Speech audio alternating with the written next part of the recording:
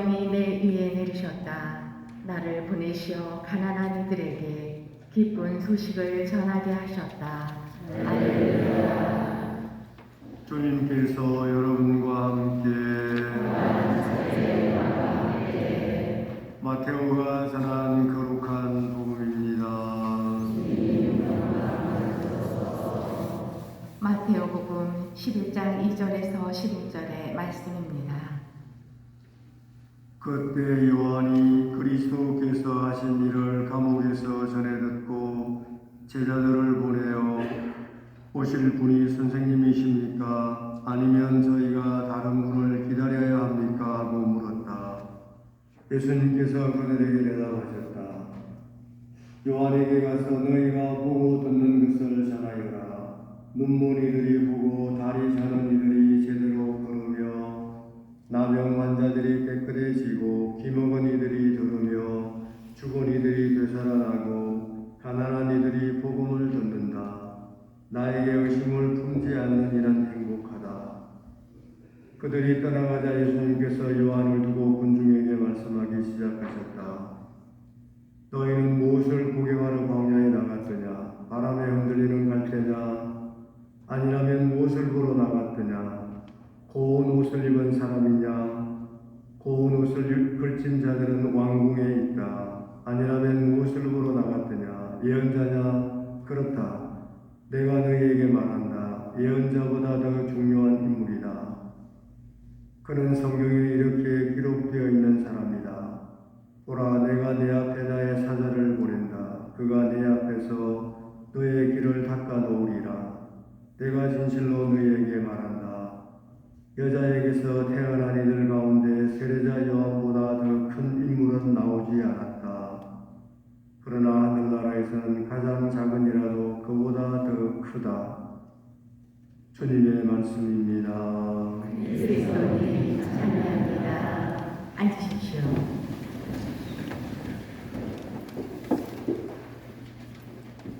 참 예수님,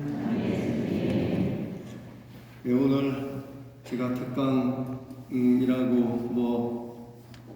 하지만 늘 보는 얼굴에 또 그 신부에 미사 중에 하는 부분이라 또 제 입은 채로 좀 여러분들은 생소한 그런 느낌이 너무 없고 또 금방 늘 보고 듣는 거라 얘기를 꺼내자마자 졸릴 수도 있으니까 그러나 조심하십시오.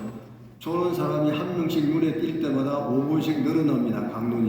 강의가 늘어날 때 제가 1시간 넘어가기를 원하시면 계속 조십시오. 이렇게 졸면 시간이 계속 늘어납니다. 자, 아무튼 오늘 저도 시간을 잘 준비한 내용들이 너무 많아서 아까 9시에도 반밖에 전달을 못했는데 여러분들도 가다가 좀 빠지는 것도 있고 또 등등 정리하도록 하겠습니다. 오늘 저는 우선 하느님의 사랑에 대한 얘기를 좀 할 것이고 하느님의 인간에 대한 사랑과 우리 인간들의 하느님에 대한 사랑 그 부분을 좀 얘기하고 그리고 하느님의 사랑받는 존재 우리가 어떻게 하면 하느님의께로 조금 더 돌려드릴 수 있는 그런 삶을 살 수 있을 것인가 등등으로 마무리하겠습니다. 하느님의 사랑은 크게 4가지로 정리합니다. 보통 이제 성서신학적으로 하느님의 사랑을 얘기할 때 헤세드 사랑이라고 말합니다. 하느님의 사랑을 어떤 사람은 헤세드로 발음하기도 하고 아무튼 그건 우리가 언어학자도 아니고 이 헤세드 사랑은 하느님 사랑 중에 성실하고 약속에 변함이 없고 항구하고 변덕스럽지 않고 충성스러운 확실하고 충성스럽고 변함없는 사랑을 얘기할 때 헤세드 사랑이라고 하느님의 사랑을 그렇게 얘기합니다. 모세가 하느님에 대한 사랑을 주로 비유로 그 예로 많이 들면서 두 번째 하느님의 사랑을 속성을 얘기할 때 스프랑크 니조마의 사랑이라고 말합니다. 이 스프랑크 니조마이는 스프랑크논이라는 그리스 말의 내장입니다. 내장, 우리 오장육부 내장. 그래서 스프랑크 니즈마이 하면 이 오장육부 애간장이 녹아내리는, 하느님께서 우리 인간들을 너무 사랑하셔서 연민의 정, 측은지심, 동병상련의 마음을 가지고 있어서 애간장이 녹아내리는 듯한 사랑이라 그래서 스프랑크 니즈마이 사랑이라고 말합니다. 세 번째는 하느님의 사랑을 얘기할 때 락함 사랑이라고 말하는데, 이거는 자궁입니다. 히브리어로 자궁, 여자들의 자궁. 품어내는 사랑, 녹여내는 사랑, 품고 키워서 새롭게 태어나게 하는 사랑, 불쌍히 여기는 사랑까지도 포함하는 락함, 자궁 사랑, 하느님 사랑을 그렇게 말합니다. 성모 마리아께서 하느님의 뜻을 이루어내신, 성령으로 잉태하시고 또 키워내신 예수 그리스도를 십자가상에 못 박혀 돌아가시도록 그렇게 품고 안고 가시는 그런 사랑, 락함 사랑. 또 네 번째 하느님의 사랑은 아가페 사랑이라고 합니다. 많이 들어보셨죠? 아가페 사랑. 이 아가페는 희생이 깔려있는, 헌신과 희생이 밑바탕이 되어 있는 사랑, 이타적인 사랑, 이기적인 사랑이 아니라 이타적인, 상대방을 이롭게 하는 사랑, 조건 없는, 사심 없는 사랑, 무조건적인 사랑, 이것을 아가페 사랑이라고 말합니다. 이처럼 이제 하느님의 사랑을 크게 이렇게 분류를 하는데, 오늘 뭐 거기에 초점을 맞출 마음은 아니고, 이런 것들도 결국은 배운 지식으로, 우리가 배운 지식으로 아는 하느님입니다. 교리상으로, 성서상으로, 뭐 여러 가지로 전능하시고 창조주이시고 정의롭고 공정하시고 뭐 이런 거는 다 우리가 교리상으로 배워서 아는 하느님, 인내의 하느님, 상선 벌어가는 하느님 등등. 그러나 이제 우리가 신앙생활을 하면서 우리 신앙인들은 내가 한 인간으로서 맛보고 느끼고 체험하고 아는 하느님, 내 말로 표현하는 내 하느님도 있어야 한다는 것입니다. 그런 것을 여러분들도 이미 몇 개씩은 체험하신, 또 표현하는 하느님이 있을 것입니다. 저 같은 경우에도 통 크신 하느님, 부지런하신 하느님, 정말 좋으신 하느님, 인간을 존중하고 사랑해 주시는, 인간을 길들이게 하시는, 그러면서도 우리를 존중해 주는 하느님, 그리고 다시 고쳐 쓰시는 하느님이라고 제가 언젠가도 말씀드렸습니다. 이건 이제 내 식으로 내가 표현하는 하느님입니다. 뭐 그 한도 끝도 없는 얘기지만 오늘 몇 가지, 적어도 이런 부분에서 하느님은 우리를 무한정 오야 하며 버릇 아프게 키우는 하느님은 아닙니다. 하느님은 견책하고 훈육하고 우리에게 무섭게 책임 추궁하시는 하느님이시고, 사랑의 회초리를 드는 채찍질도 드시는 하느님입니다. 이 두 가지를 우리는 결코 잊어서는 안 됩니다. 하느님의 견책, 하느님의 훈육, 하느님의 책망, 나중에 마무리 부분에서 한 번 더 언급하겠습니다. 자, 이처럼 우리는, 그런 하느님께서는 우리를 얼마나 사랑하실까? 정말 사랑하시는가? 여러분들은 어떻게 생각하세요? 하느님께서 나를 사랑한다고 생각하십니까? 사랑 안 한다고 생각하십니까? 예? 어떤 분이 예라고 하네. 내 염장을 지으려고 하는 건지. 저 좀 앉아서 잠깐 앉아 탑니다. 안 보이도 찾지 마십시오. 목소리만. 자, 이제 하느님의 그 우리로, 인간에게로 향한 사랑, 그 뭐 양으로 표현하기 어렵겠지만, 거꾸로 우리 인간이 하느님에게 드릴 수 있는 사랑의 양, 그건 100%로 얘기할 때 몇 대 몇쯤 될까? 저는 신분라서 그런지 몰라도 90 99.9%는 하느님이 우리에게 주시는 사랑이고 1%나 0.1% 정도 그 정도 많이 잡으면 한 2% 정도 우리가 하느님의 사랑을 되돌려 드릴 수 있는, 인간이 하느님께 드릴 수 있는 사랑의 양 1%, 0.1% 그 정도 아닐까. 에이 뭐 신부님은 신부님이니까 그런 얘기하지 저는 그렇게 생각 안 합니다. 그건 여러분 각자의 몫이니까 제가 시비 걸 이유는 없습니다. 아무튼 저는 그렇게 생각합니다. 우리를 향한 하느님의 사랑 엄청난 양일 거다. 그런데 정작 우리가 그분에게 되돌려 드릴 수 있는 사랑의 양은 극히 적을 것이다 생각하고 저는 이렇게 말하고 싶은 겁니다. 인간을 짝사랑하시는 하느님 어떻습니까? 그럴듯하지 않습니까? 우리 인간을 하느님은 짝사랑하고 계십니다. 짝사랑. 제가 이번 특강 준비하면서 이 단어 찾아내느라고 좀 낑낑거리면서 제 경험으로 정말 하느님은 우리 인간을 짝사랑하고 계시다.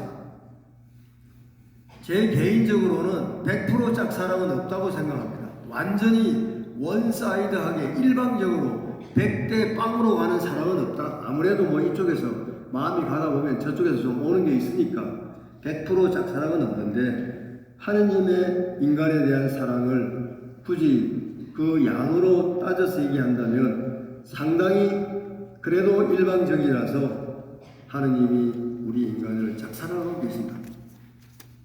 하느님께서 우리 인간에게 사정을 하고 계신다. 제발 좀 제대로 좀 살아라. 내 애 좀 그만 태우고 좀 제대로 좀 우리에게 빌고 계시는 하느님, 사정하고 계시는 하느님. 그쪽으로 가면 안 돼. 거기는 아니야. 이쪽으로 와. 거긴 위험해. 물가에 내놓은 어린아이처럼 어디로 튈지 모르는 우리들을 향해서 끊임없이 기다리고 계시는 하느님. 그런 것을 통틀어서 인간을 짝사랑하시는 하느님이라고 말하고 싶은 겁니다. 하느님께서는 당신을 제대로 알고 당신께로 돌아오라고 좀 나를 좀 제대로 알아. 그거 아니야. 그건 네 생각이지. 거리 가지 말고 이쪽으로 와. 그리고 내게 청하고 내게 의존해봐. 내한테 나를 믿고 내가 하라는 대로 나에게 한번 제대로 한번 기도하고 청하고 의존하라고 그렇게 우리에게 빌고 계시는, 사정하고 계시는, 애태우시는 하느님이다. 저는 그렇게 말하고 싶은 것입니다. 자, 이제 우리의 하느님은 이처럼 우리 인간을 당신의 소중한 작품으로 만드셨습니다. 아주 걸작품으로. 창세기 1장 31절에도 하느님께서 인간을 만들고 나셔서 보시니 참 좋았다. 보시니 매우 좋았다. 이 부사를 유일하게 쓰십니다. 매우 좋았다. 참 좋았다. 다른 것 창조하시고는 그 말씀을 안 하시는데 인간을 만들어 놓으시고는 전체적인 것을 보시니 매우 좋았다. 참 좋았다라고 하십니다. 이처럼 사랑이신 하느님께서 사랑으로 빚어내신 나, 또 시편 2편에도 이렇게 말합니다. 시편 2장 너는 내 사랑하는 아들, 내가 오늘 너를 낳았다라고. 너는 내 사랑하는 아들, 딸, 내가 오늘 너를 낳았다. 이처럼 하느님의 걸작품인 나가, 여러분이, 우리 모두가 성공작이고 합격품이고 정품이면 얼마나 좋겠습니까? 하느님을 덜 실망시켜드리고 이렇게 제가 안 보일 때는 찾지 마세요. 목소리만 들으세요. 한 10초라도 앉아있다 일어나면 훨씬 낫습니다. 이처럼 하느님께서 만드신 내가 성공적이고 합격품이고 정품으로 살다 갈 수 있다면 얼마나 행복하겠습니까? 그러나 있으나 마나한 존재, 무용지물, 있어도 그만, 없어도 그만, 찾지도 않는 존재, 이것도 약간 슬프죠. 마지막으로 애물단지입니다. 실패작입니다. 불량품입니다. 하느님의 불량품. 차라리 없는 게 나아. 왜 태어났어? 차라리 없는 게 낫지. 우리 주변에 그런 사람들도 있지 않습니까? 그러나 처음부터 하느님이 불량품으로 만든 건 아닙니다. 자신의 자유의지를 잘못 썼기 때문에 그런 것이지 하느님이 잘못 만드신 건 아니다. 제가 오늘 이제 얘기를 많이 이어가기 위해서는 좀 오락가락하는 부분이 있더라도 이해하셔야 됩니다. 하느님께서는 우리에게 이미 자유의지를 주셨습니다. 생명을 숨을 불어넣으셨고 자유의지를 주셨고 지성과 의지를 주셨고 감성과 양심을 주셨고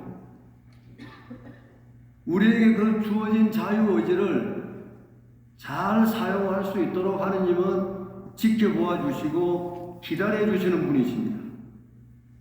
그런데 그 자유의지를 잘못 지가 활용하고 지멋대로 낭비해서 불량품이 되어버리는 것이죠.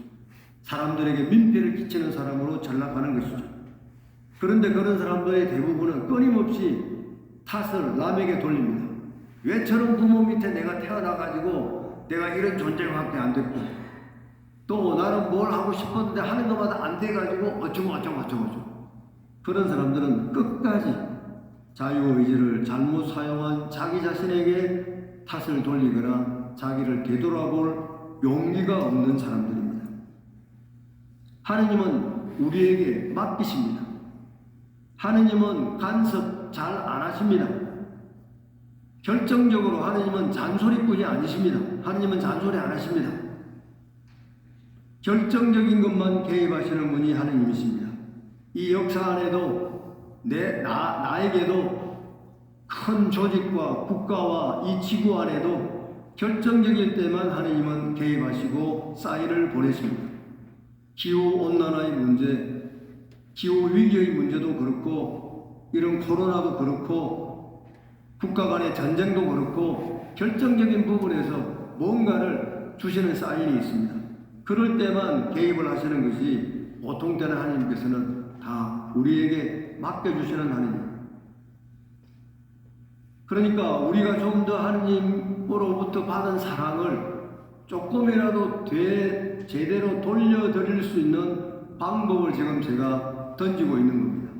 자유의지를 잘 사용해야 됩니다.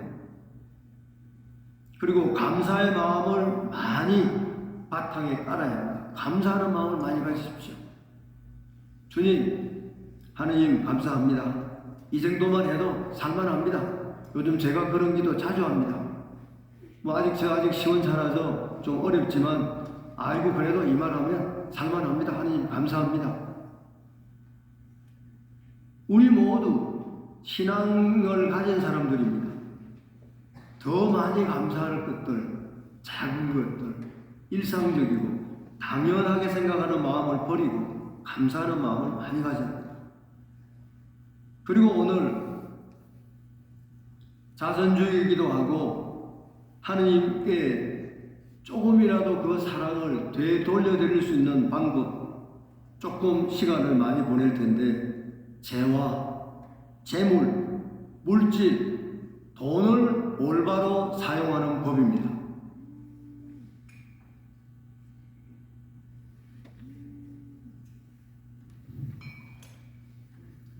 그러니까 하느님께서 우리한테 많은 가능성과 여러 가지 것을 주셨는데 물질, 돈 싫어하는 사람 있습니까? 아무도 없습니다. 이 세상에. 다 좋아합니다. 그리고 필요합니다. 물질 없이는 우리 인간은 살 수 없습니다. 우리 인간은 육체와 영혼으로 결합된 존재이기 때문에 육체적으로 하루 3끼 먹어야 합니다. 3끼 못 먹으면 2끼라도 먹어야 됩니다. 육체적인 존재이기 때문입니다. 물질은 중요합니다. 소중합니다. 그러나 그 물질의 주인이 되어야 하는데 물질의 노예가 되어가는 사람, 돈의 노예가 되어가는 사람, 참 안타까운 얘기입니다. 그래서 올바른 재물을 사용하는 방법, 나눔의 묘미, 내가 열심히 노력하고 벌어서 전략해서 내 돈 벌었지만 그 돈을 내 것이라고만 털어지지 않고 다른 사람과 나눌 줄 아는 사람, 멋지게 쓸 줄 아는 사람. 자, 이제 그 재화에 대한 얘기를 하면서 너희는 하느님과 재물을 함께 섬길 수 없다라고 예수님께서도 명백하게 루카복음 12장, 루카복음 16장 등에서 말하고 계십니다. 너는 너희 재물, 만몬과 하느님을 함께 섬길 수 없다. 그리고 재물을, 보물을 하늘에 쌓아두라고 분명히 말씀하고 계십니다. 죽을 때 가져갈 수 없고 부귀영화도 잠시뿐이라고 시편도 노래하고 사람은 한낱 입김일 뿐 그림자 부질없이 소란만 피우다가 저는 당신 집에 사는 이방인 거류민 나그네 인생이라고 시편 39장도 말합니다. 인간의 무상함을 그렇게 노래하고 있다는 것입니다. 그러면서 물질이 얼마나 소중하고 물질을 어떻게 사용해야 될 것인가 분명하게 우리 교회는 가르치고 있습니다. 여러분들은 이 공의의 문은 제가 이거 있는 분들 지금 접시 빨리 꺼내십시오. 어디를 꺼내는가? 여러분이 갖고 있는 그 사무원장 70쪽에 69항을 같이 좀 읽을 겁니다. 뭐 없는 분은 같이 보시고 집에 가서 또 찾아보실 분은 찾아보시고 69항. 야, 69항에 재화의 보편적 목적성에 관한 내용인데 모든 사람을 위한 지상 재화. 자, 이제 같이 한번 읽겠습니다. 미사 전례하는 분도 있으면 읽으시고 69항 후에 제목부터 읽겠습니다. 모든 사람을 위한 지상 재화.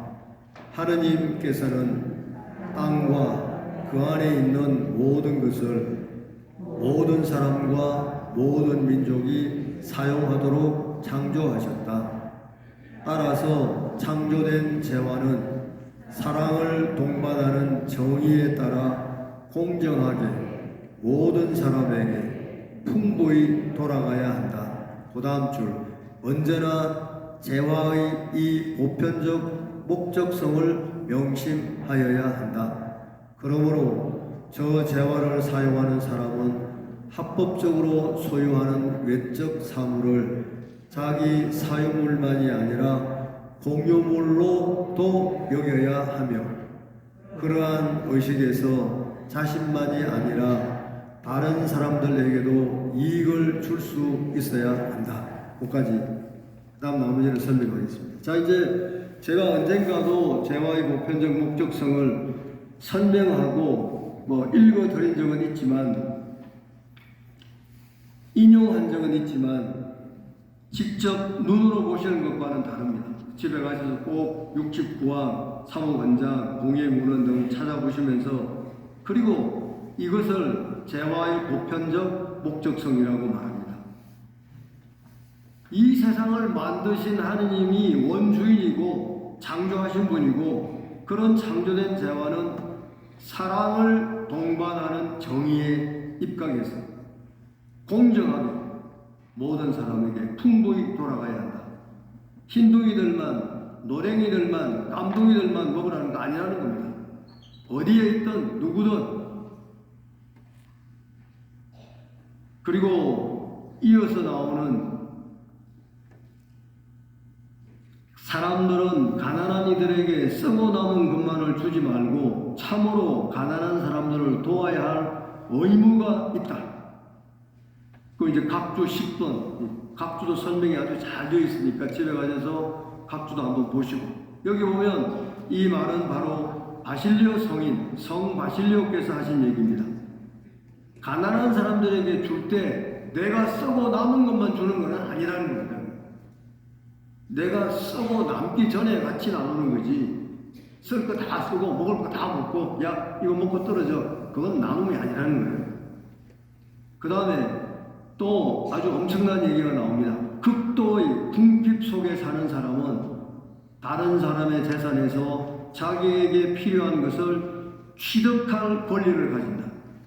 극도의 궁핍. 지금 굶어가는 사람은 내게 아니더라도 여유 있는 저쪽에서 가져다가 먹어도 괜찮다. 취득할 권리가 있다는 겁니다. 이건 뭐 굉장히 우리 가톨릭 교회가 대단한 어떤 진일보된 가르침을, 이건 초세기 교회 교부들의 얘기입니다. 이걸 이제 글자로 명문화한 분이 토마스 아퀴나스 성인입니다. 신학대전에서 그 전에 많은 교부들이 얘기했던 것들을 신학대전에 못을 박았습니다. 극도의 궁핍 속에 사는 사람은 다른 사람의 재산에서 자기에게 필요한 것을 취득할 권리를 가진다. 그리고 또 그 뒤에 보면 굶주림으로 죽어가는 사람에게 먹을 것을 주어라. 주지 않으면 그대가 죽이는 것이다. 굶어가는 사람에게 굶어 죽도록 내버려 두면 네가 죽인 거다.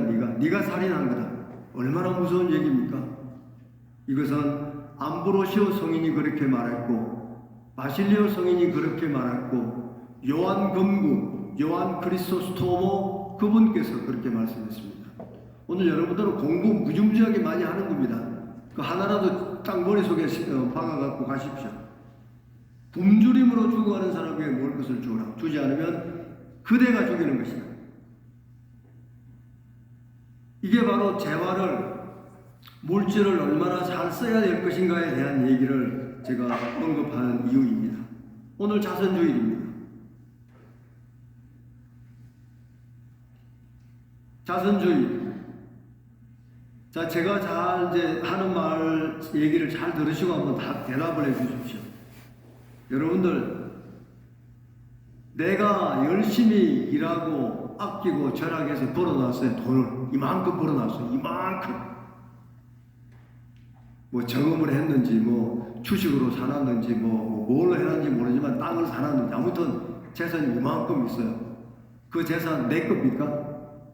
아니요. 내 거예요? 누구 거예요? 뭐 원론적으로는 하느님 건데 자식 새끼들 거지. 마누라 자식 새끼들 거지. 물고 뜯고 싸우겠지. 그거 가지고. 내 거 아닙니다. 내가 쓰는 것만 내 거라니까. 내가 쓰는 것만. 그러니 잘 써야죠. 멋지게 써야죠.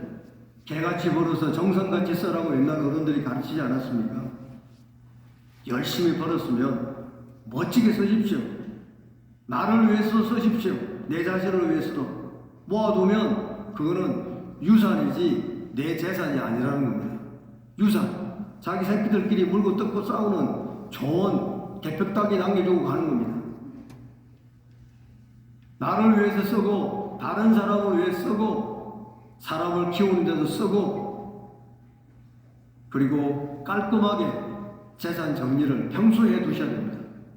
사회에 기증할 것 기부하고, 교회에 기부할 것 기부하고, 교회에 기부하면 은인 목록이 있습니다. 교구에 또는 본당에 얼마를 또는 본인이 하겠다고 하면 교구의 은인 목록에서 그분을 위해서 장례미사, 그리고 49제 1년 미사, 2년 주기별로 몇십 년 동안 미사 드려줍니다. 깔끔하게 기부할 때 기부하십시오.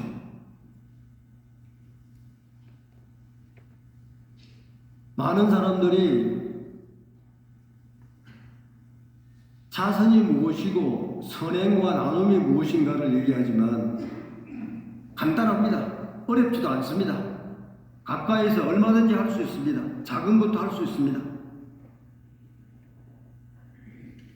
가난한 이에게 자비를 베푸는 사람은 주님께 부어드리는 사람이다. 그분 주님께서 그의 선행을 갚아주실 것이다. 잠언 19장 17절입니다. 가난한 사람에게 자비를 베풀면, 선행을 베풀면, 먹을 것을 나누어 주면 하느님께 부어드리는 사람이다. 옛날 번역에는 하느님께 빚 지우는 사람이다. 그렇게 번역되어 있습니다. 그게 더 재미있는 번역이에요. 하느님께 빚을 지우는 거다. 하느님께 부어드리는 것이다. 이렇게 요즘 번역은 되어 있고, 옛날에는 하느님께 빚을 지우는 거다. 그러니 그분께서 선행을 보고 갚아주실 것이다. 선행과 나눔은 하느님의 마음에 드는 재물이다. 재물. 하느님이 무슨 빵을 드시겠습니까? 무슨 커피를 드시겠습니까? 하느님 마음에 드는 재물은 바로 선행과 나눔, 자선이라고 히브리서 13장 16절은 말하고 있습니다. 이제 여러분들께서도 정말 멋지게 재산을 사용해서 그 재물의 주인이 되십시오. 노예가 되지 말고. 사람의 가치는 어디에 있는가? 우리 사무원장 35항에서 또 얘기하고 있습니다. 35항 집에 가서 찾아보십시오. 사람의 가치는 무엇을 얼마나 가졌느냐에 있지 않고 어떤 인간이냐에 달려있다. 어떤 인간이냐? 그 인간이 얼마나 재산을 많이 가졌느냐? 아무 의미 없고 어떤 인간이냐? 어떻게 교회 먹은 인간이냐? 그것에 달려있다는 것입니다. 제가 특강 준비하면서 하느님은 숫자에 관심이 없으신 분이다. 그러니까 숫자에 관심이 없는 하느님. 수치에 관심이 없습니다. 하느님은 너 몇 등 했냐? 몇 점 받아왔냐? 재산은 얼마나 모았다 왔냐? 묻지 않습니다. 그런데 인간들은 유독 숫자에 목숨을 겁니다. 자식들 점수, 등수에 집착하고 너 집 몇 평에 살아? 아파트 몇 평짜리야? 냉장고는 얼마나 커? 차는 몇 cc야? 애는 몇 명 낳았어? 끊임없이 숫자에 관심을 보입니다. 우리가 어떤 모르는 사람이나 아이를 만나면 너 몇 살이야? 너 몇 학년이야? 이름은 묻지 않고 그것부터 묻습니다. 하느님은 숫자에 관심 없으십니다. 통으로 관심이 있으십니다. 통으로, 전체적으로. 마태복음 25장 31절 이하 최후의 심판에서도 하느님께서는 너 마지막 하느님 앞에 갔을 때 너 자식 몇 명 두고 왔어? 너 박사학위 있어? 너 대학 나왔어? 절대로 안 물어보십니다.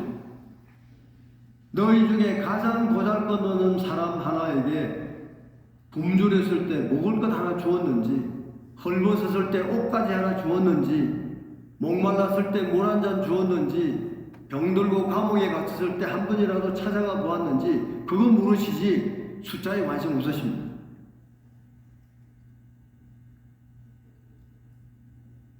자, 이제 인간의 가치를 얘기하면서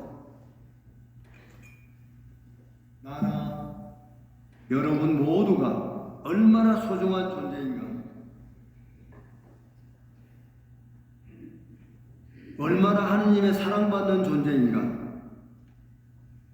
그만큼 내가 소중한 만큼 너도 소중하고 너도 소중하고 너도 소중하고 다 소중한 겁니다.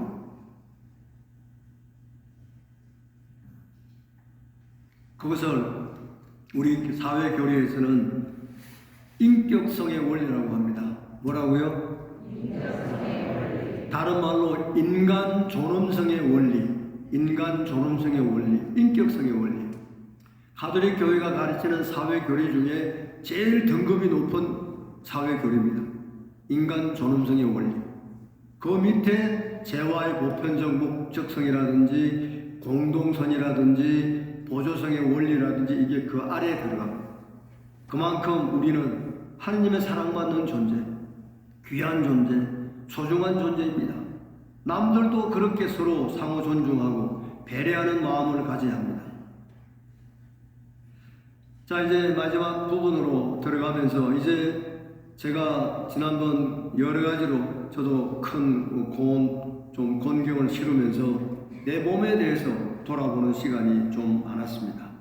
아직도 완전치 않지만 그래서 여러분들에게 제가 자기 몸에 대해서 좀 더 신경 쓰고 관리를 잘하고 내 몸을 좀 아껴주라 라는 얘기를 드리고 싶은 겁니다. 여러분들의 몸을 스스로 아껴주고 돌봐주고 그리고 가끔씩 내 몸 기관 어딘가에서 지금 이 시간에도 내가 알지도 못하는 곳에서 묵묵히 나를 위해서 제자리에서 열심히 피 돌려주고 영양분 도충하고 등등 하고 있는 묵묵히 최선을 다하고 있는 내 몸뚱아리에게 야 고맙다 그래 그동안 애썼다 내가 너를 그동안 한 번도 생각 못 해줬는데 진짜 너는 열심히 나를 위해 충성하는구나 고맙다 미안하다 욕받다 애썼다 그렇게 말할 수 있는 그런 마음가짐을 가지시고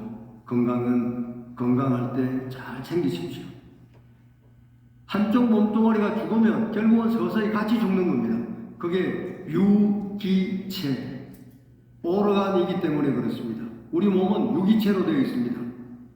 아무리 이게 날고 기어본들 어디 쪽에서 몸이 망가져 들어가면 결국은 함께 죽는 것입니다. 그게 유기체입니다. 우리의 몸뚱아리도 우리의 사회도 국가도 신앙 공동체도 유기체입니다. 어느 한쪽에 죽어 들어가면 다 같이 죽는 겁니다. 하느님은 사랑이시고 그 사랑은 이자까지 붙여서 언젠가는 되돌아오는 것이 사랑의 실천이고 자선이고 선행입니다. 이제 우리 모두가 함께 우리의 재물과 보물을 하늘에 쌓는 신앙인 자선을 베품으로써 하느님께 빚지우고 하느님께 구워드리는 그런 신앙이 되도록 노력합시다. 또한 깨어 기다리는 대림절을 준비합시다. 하느님은 언제 어디서 어떻게 오실지 아무도 모르기 때문에 깨어 기다리면서 하느님의 견책을 피해가려고 하지 맙시다. 하느님께서는 때때로 우리에게 십자가도 주시고 고통도 주시고 사랑의 매와 회초리도 주십니다. 그것을 달게 받을 준비를 하셔야 됩니다. 피해가려고 하지 마시고 히브리서와 잠언 3장 11절 이하 히브리서 12장에서도 비슷한 것을 얘기하고 있습니다. 여러분의 시련을 훈육으로 여겨 견뎌내십시오. 하느님은 여러분을 자녀로 대하십니다. 아버지에게서 훈육을 받지 않는 아들이 어디 있습니까? 모든 자녀가 다 받는 훈육을 받지 않는다면 여러분은 사생아이지 자녀가 아닙니다. 얼마나 무서운 얘기입니까? 다 받는 훈육을 너만 안 받으면 너는 사생아라서 하느님이 버린 거야. 관심이 없는 거야. 하느님의 자녀가 아니라 사생아라는 겁니다. 십자가의 성 요한도 하느님의 보화의 울창함과 지혜에 도달하기 위해서는 반드시 십자가의 문을 거쳐야 한다고 했습니다. 십자가의 문, 고통의 문, 단련의 문, 당금질 당해야 한다는 것입니다. 자, 오늘 제가 드리는 이 부족한 내용들이지만 또 시간의 제약상 툭툭 던지고 지나갔지만 오늘 이 시간들을 통해 다시 한번 이번 대림 3주일을 의미 있고 멋지게 준비하고 한번 돌아보는 은혜로운 시간이 되시길 바랍니다. 아멘.